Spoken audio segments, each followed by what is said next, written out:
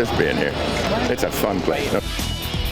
For decades, Larry Hagman defined Dallas. Tonight, the new tributes for Texas icon.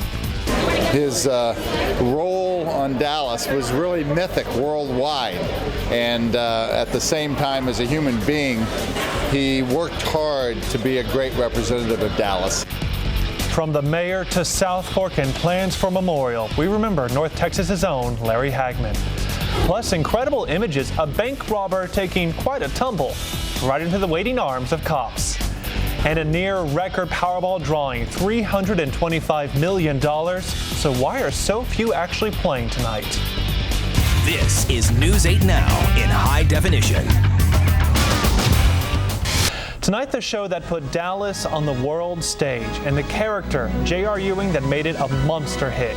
Remembering the man beneath the cowboy hat, Texas actor Larry Hagman. For years, when people around the world thought of Dallas, they thought of J.R. Larry Hagman's character defined Texas, big and brash. In the end, Hagman died in the city he loved, passing away at Medical City Hospital yesterday after returning to his home state for his second act. Being in Dallas makes me so happy. Larry Hagman died as any icon of the Wild West would, with his boots on, still playing the role that made him an international star. And he was as much a part of the city of Dallas as the show. There we go. With the turn of a giant valve, Hagman set off an oil gusher right in the middle of Neiman Marcus, celebrating the store's 90th anniversary. And he tossed his famous JR bucks off the balcony. But the real currency Hagman traded on was his rascally charm and cunning wit. Always a twinkle in those eyes. That's the fun part. Still, the star was well aware of his mortality. No more so than when he underwent a life-saving liver transplant in 1995. He spoke to us exclusively just 6 months later. Well, I learned that a lot of the stuff we go through and we put ourselves through is really not important. There's really only one thing that's important, and that's the love of your family, your fellow man, and the things you can do for people. Hagman and co-star Patrick Duffy were like real-life brothers. He knew his buddy was on borrowed time. I think everyone now has a sense of caretaking. Larry always exuded this sense of immortality. Hagman would go on to become a full-on advocate for organ donation. You're going to be flatlining one time in your life, and why not recycle yourself? I mean, we recycle everything else. Just a few weeks ago, in his final sit-down interview, Hagman talked to News 8 about the return of Dallas. He was thrilled to bring back the series, featuring a new generation. It's nice to see him come along and take over the horns and maybe drag me kicking and screaming into another 13-year series. Hagman walked the red carpet in May of this year to introduce the new series, visibly frail. Still, he returned to shoot the second season. If I can be working when I'm 80, I'll be the happiest man in the world. Hagman celebrated his 81st birthday just 2 months ago. And funeral plans for Larry Hagman are still in the works. Hagman's mother, the actress Mary Martin, is buried in Weatherford. What's not known yet is if Hagman will be buried in his hometown next to his mother. The South Fork Ranch in Parker is planning a memorial for next Sunday. Hagman and his co-stars filmed there. It was the stand-in for the Ewing's home, so it was a natural place for fans to visit today.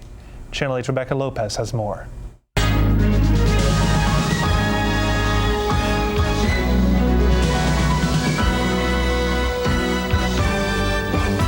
J.R. Ewing, with his big hat and grin, captivated TV audiences in the huge hit Dallas. It was like part of your life. That's the way J.R. snuck all the girlfriends upstairs right outside Mama's bedroom door. Now South Fork Ranch in Parker, where they filmed some of the show, is a museum and tourist attraction. And if you see the big barn right out there behind us, Risa Rivers from Pennsylvania was a huge fan of the show. She got emotional hearing of Hagman's death. I was shocked. Very sad. Started crying. Today, the managers of South Fork brought out pictures of Hagman in his famous role. Joan Manganiello is a tour guide here. Worked with him out here, and just a wonderful gentleman. Always loved talking to the fans and fist bumping.